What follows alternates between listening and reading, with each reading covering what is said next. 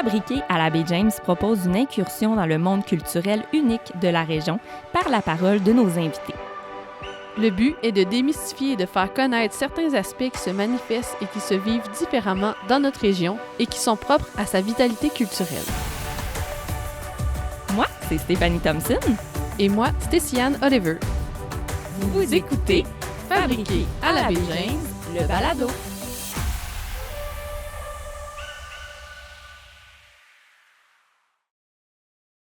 Donc, bonjour et bienvenue. Et là, je dis vraiment bienvenue à tous parce qu'on est en direct du lancement du balado Fabriqué à la baie James à la Galerie d'art d'eau de Matagami. Ouais!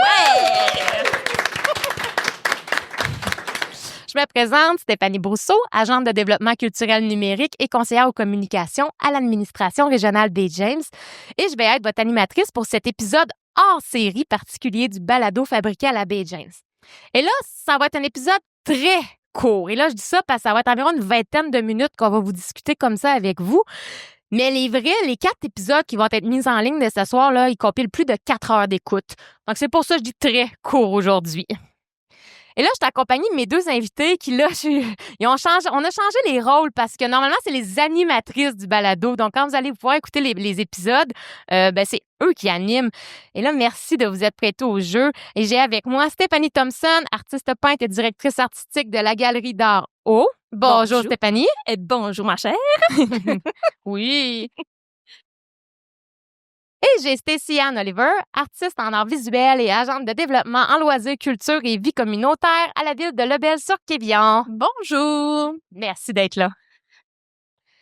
Et là, pourquoi on fait un mini-épisode comme ça durant le lancement avec vous autres? Ben, on s'est dit que c'était vraiment plus dynamique et représentatif de notre projet et de comment qu'on est ici dans notre milieu. Pour vous présenter ces 4 épisodes-là de cette première saison. Puis en même temps, ça vous permet de voir un peu l'envers du décor. Parce que c'est ça qu'on a l'air avec un micro d'en face quand on fait un balado.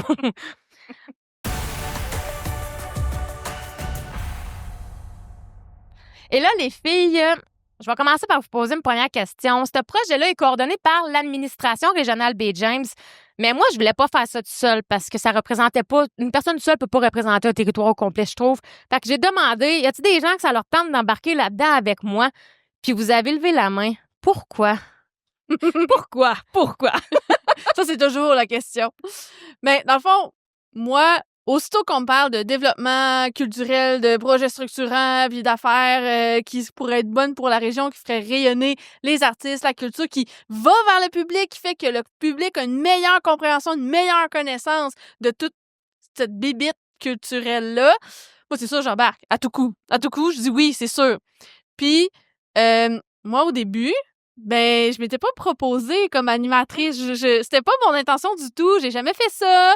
J'avais dit à Stéphanie, ben, tu sais, j'ai une bonne connaissance du milieu local, de la connaissance, à la province, de la connaissance de l'art actuel et tout ça. Fait que j'aimerais ça être un peu comme ta recherchiste, tu sais. Je l'ai embarqué plus que ça, je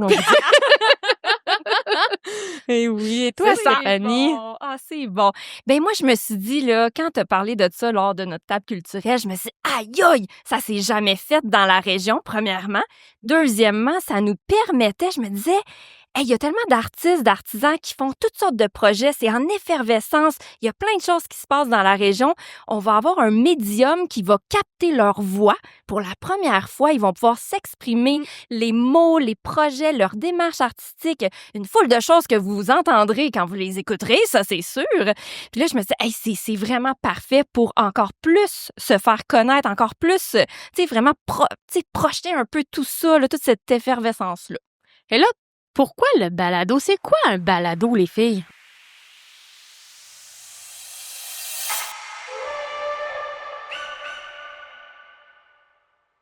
Ah, ça, c'est la question Oui. qui tue. Mais c'est quand même récent dans le milieu, on va dire. Ouais. Quand on dit balado, c'est aussi podcast. Oui. On peut dire ça en anglais aussi. C'est ça. C'est le mot francophone pour désigner un podcast. Puis, dans le fond, un balado, à la différence d'une émission de radio que tu es obligé d'écouter là, maintenant, tout de suite, là, parce que c'est plus jamais après, ben le balado, tu peux l'écouter où tu veux, quand tu veux. En ligne, En ligne, télécharger. tu peux le télécharger dans ton auto, chez vous, en travaillant. Tu peux faire pause si tu veux, puis aller faire d'autres choses, puis revenir plus tard.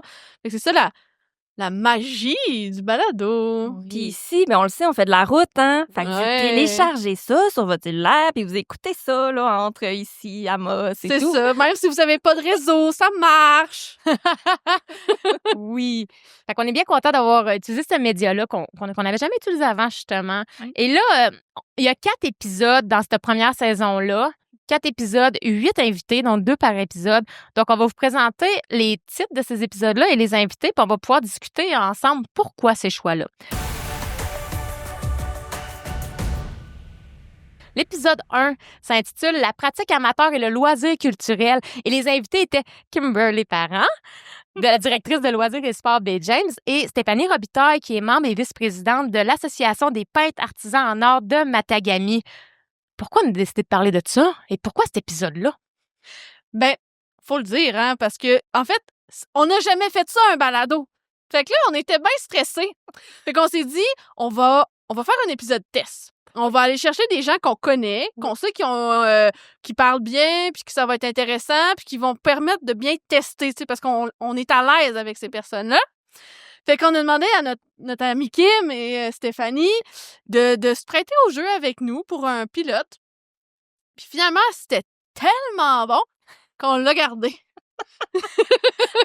C'est devenu l'épisode 1. Oui, effectivement, on ne le savait pas. C'était vraiment un test pour nous pratiquer, nous aussi, en réalisation et tout ça, qu'on avait fait aussi grâce à l'aide de la radio Matagami, il faut le dire. On avait été dans leur studio le faire. C'est ça. Et puis là, les autres épisodes d'après, quelques mois plus tard, on s'est restructuré tout ça. Et l'épisode 2 s'intitule « L'influence du territoire sur la pratique artistique ». Et nos invités sont Anne-Marie Allard, artiste professionnelle et fondatrice des Arts en Or, organisme qui est entre autres à Chibougamau, et Myriol Lehmann, artiste de la photographie, de l'art sonore et des arts médiatiques, que lui n'est pas de la région. Pourquoi?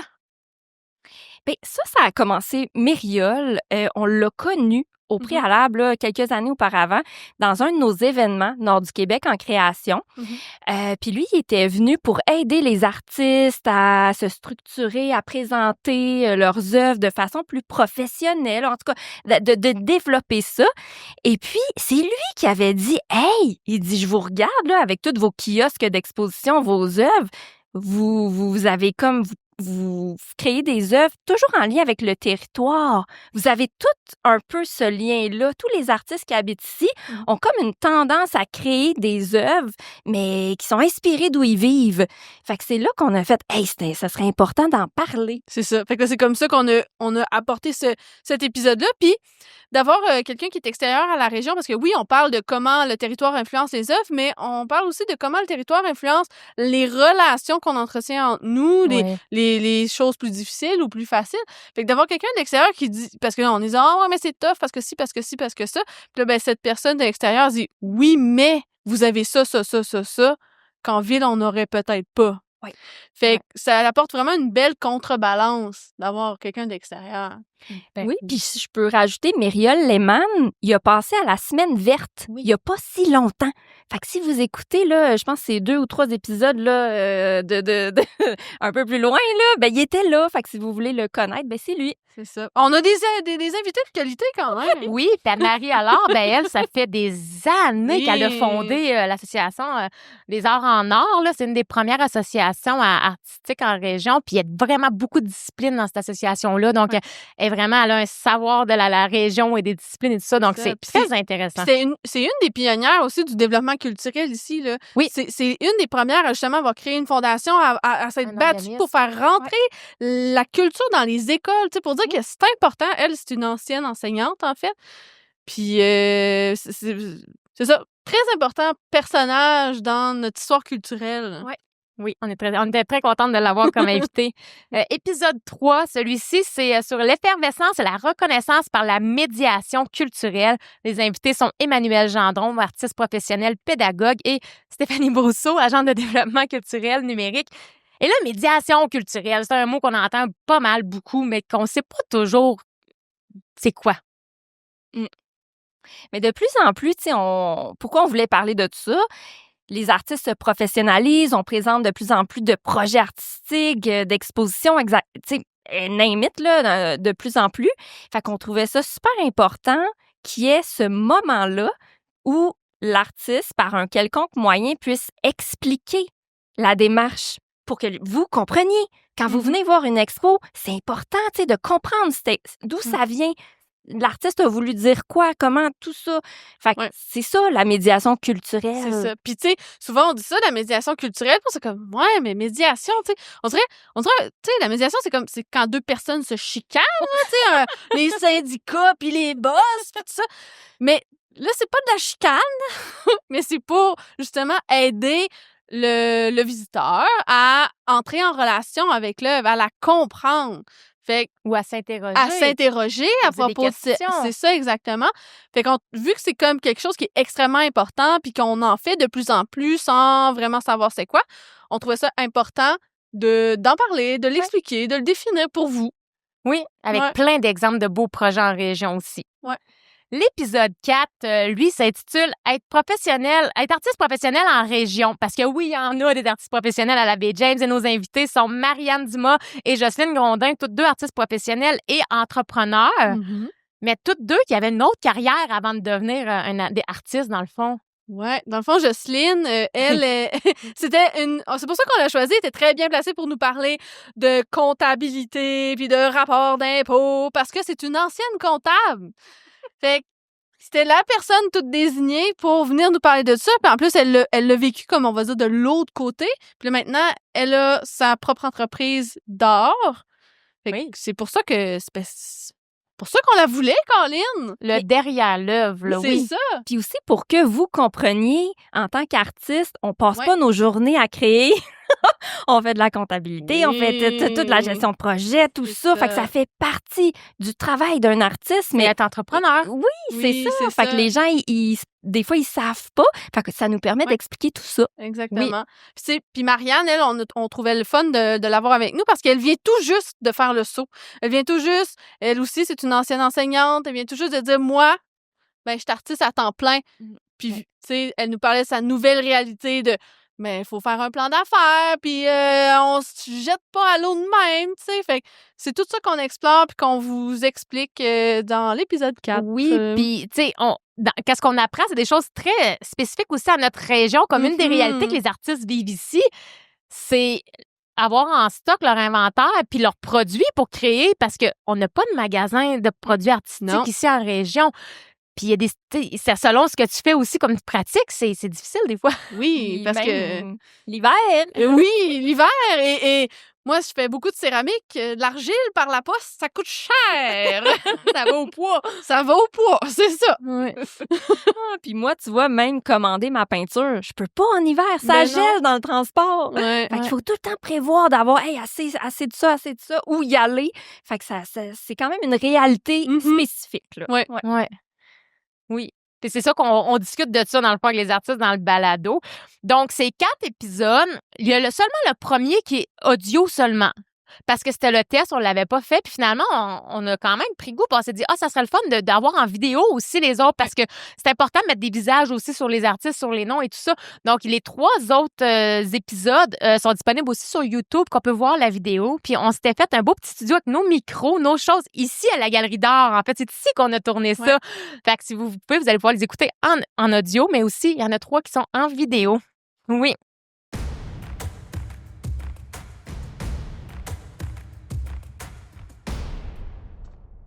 Et là, pour se réaliser ce beau balado-là, nous, il nous manquait quelques connaissances. Il faut se dire, là, on était bien enthousiastes, on dit oui, on fait ça, mais par où qu'on commence? Par où qu'on commence, surtout les connaissances techniques. C'est pour ça qu'on a suivi ce qu'on appelle un perfectionnement de groupe qui comprenait une formation théorique qui était donnée par Denis Martel, un expert en stratégie numérique, qui nous a aussi donné un soutien technique par la suite parce que fallait non seulement, monter la structure, inviter les gens, faire les questions, discuter devant les micros, mais il fallait savoir comment ça fonctionne. Tout ça, on plug ça comment, on enregistre ça comment.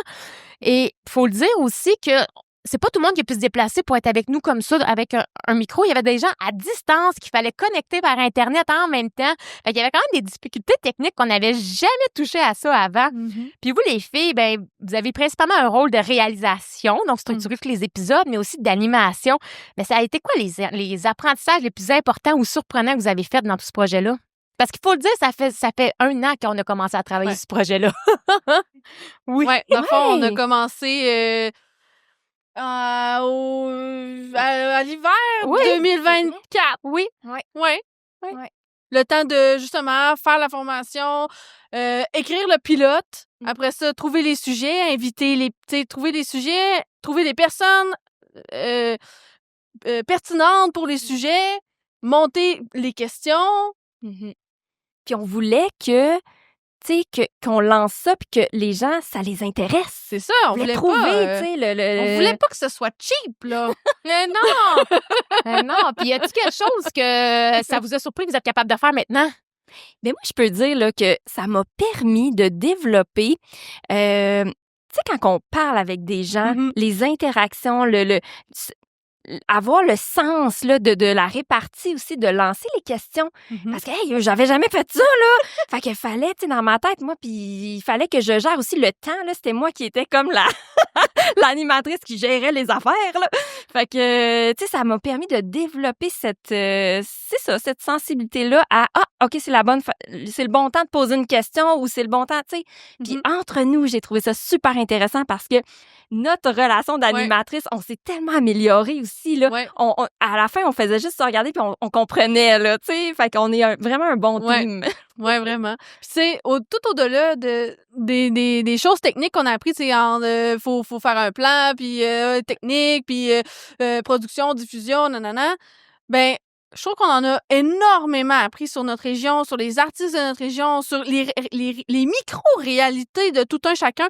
Le fait qu'on a décidé de faire un balado au lieu de capsule vidéo, mettons, parce que pour le même budget, on va se le dire, on aurait pu faire 3 minutes de vidéo à peu près. Là, on a 4 heures d'enregistrement.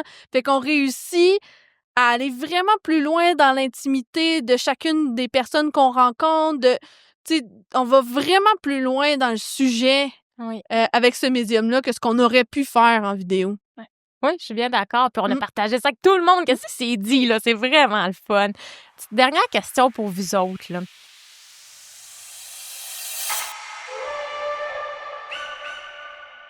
Pourquoi les gens devraient écouter Fabriqué à la baie James? On en a dit pas mal, mais moi, pour vrai, là, je vous le dis, c'est la première fois qu'on a la chance d'entendre les artistes, les artisans, leurs mots, tout ce qui les anime à l'intérieur, tout ce par quoi ils ont passé aussi. Fait que c'est tellement intéressant. Puis c'est de se dire, hey, il y a vraiment toute une vie artistique à la baie James, là. Fait que allez-y. Ouais. Puis tu sais, le moindrement que vous êtes curieux aussi de savoir comment ça marche, tu sais, pas juste la création, mais tout ce qui vient en dessous, tout ce qui entoure la production culturelle, ben on aborde tous ces sujets-là dans le podcast. Puis après, je pense que ça va vous permettre de vraiment mieux comprendre tout ce qui se passe à la galerie, tout ce qui se passe un peu partout dans la région. Ouais. Fait que quand vous allez aller dans des musées, vous allez savoir comment ça marche. Ben justement, on est rendu à la section de questions du public. Donc, ceux qui ont des questions, vous allez pouvoir les dire. Moi, je vais les répéter pour qu'on l'entende dans l'enregistrement, puis les filles vont pouvoir vous répondre. Vas-y, Kim! Donc, la question, est-ce qu'il y a des choses qui vous ont surprise, des artistes, des invités, que vous vous attendez pas à ça d'emblée?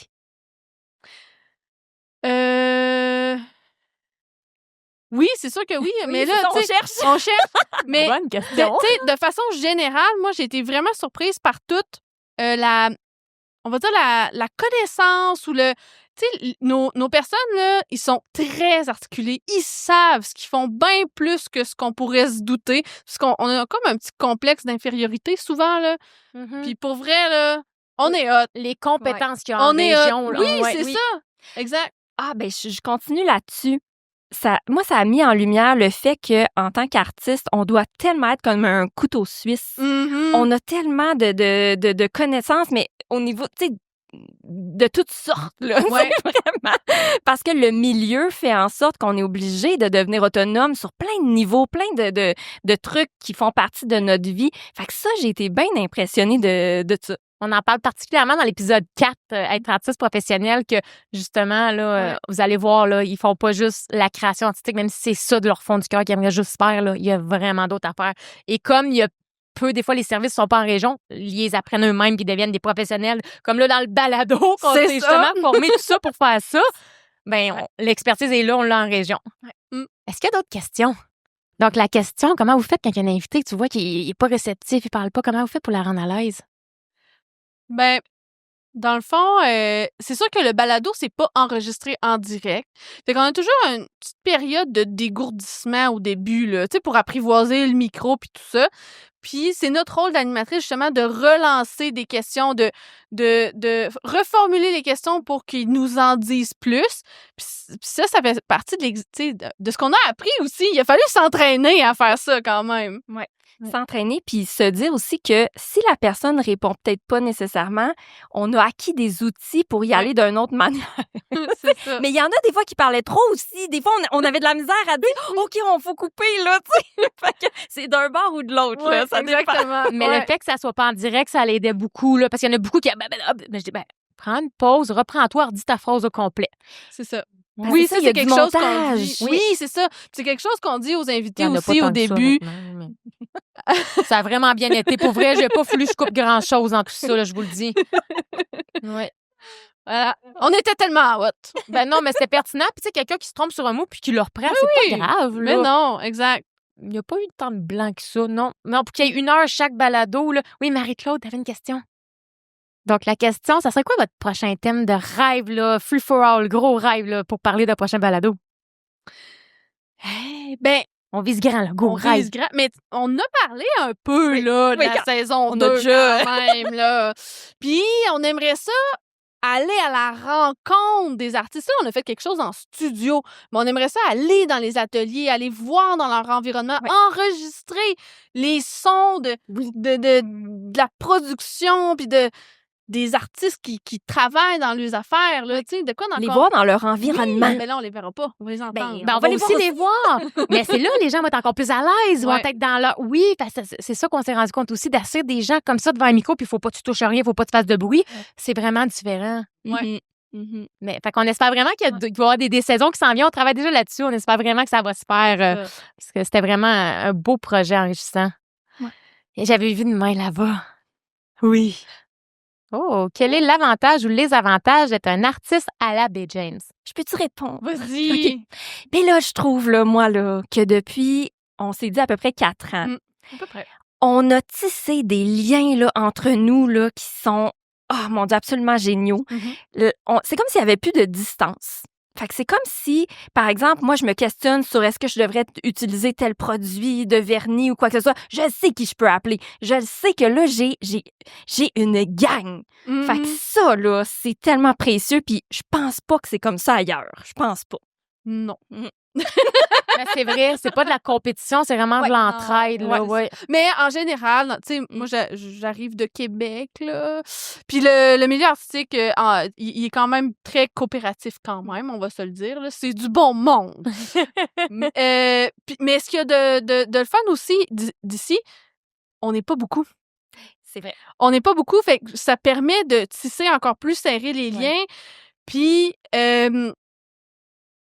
on a certains, tu sais, on a certains trous de service puis on est souvent interpellé par des institutions par lesquelles on serait jamais interpellé en ville.